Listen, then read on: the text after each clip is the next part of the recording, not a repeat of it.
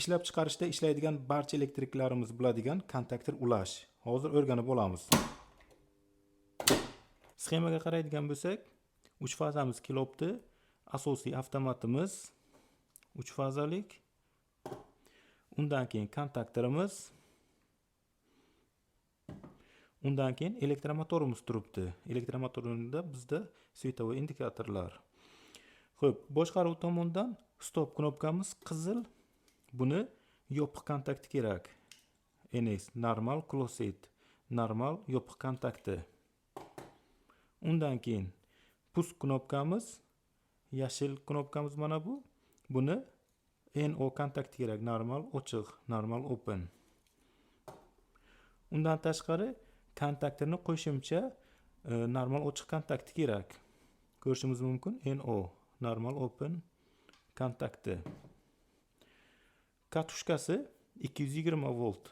Ma'mullaydigan xuddi shunaqa katushkali 220 volt. Ulash uchun A1, A2 klemasi. A2si ikkita. Ulashga qulay bo'lish uchun bu ikkalasi bitta klema. Videoni cho'zib bitirmaslik uchun kabellarni ulab oldim. Avtomatimizni yoqamiz. 3 ta fazamiz kelibdi. Kontaktorga, kontaktordan keyin motorga. Mana bu yerdan bitta fazamiz chiqib stopga kelibdi. Mana bu stop klemasi yopiq bo'ladi. Stopdan chiqib bittasi nimaga kelibdi? Push knopkamizga. Bu yoqqa hech narsa yo'q. Push knopkamizga kelibdi. Bu yerga kutib o'tiribdi bosishimizni. Bu yoqdan ham chiqib kontaktni ochiq kontaktga kelibdi-da. Bu yoqqa hech narsa yo'q. Bu ham kutib o'tiribdi qachon bu bosilishini. Pushni bosganimizda tokimiz mana bunaqasiga keladi. Pastidan aytga o'tadi. Men bu tomoniga emasda pastiga uladim.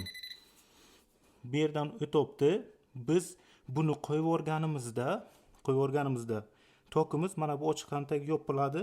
Mana bu kontaktga yopiladi va tokimiz bu orqali kelaveradi.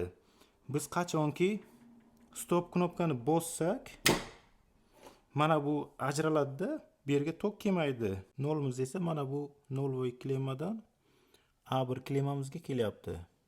Va mana shu tartibda ishlayveradi. Mana buni bossak ham samozahvat bo'lib ishlayveradi. Sababi mana bu yerdan aytib o'tganimdek, stopdan kabelimiz chiqib kutib o'tiribdi. Mana bu bosilishini biz bosganimizda tok kelaveradi, qaytib ajralmaydi to stop knopkani bosmasak.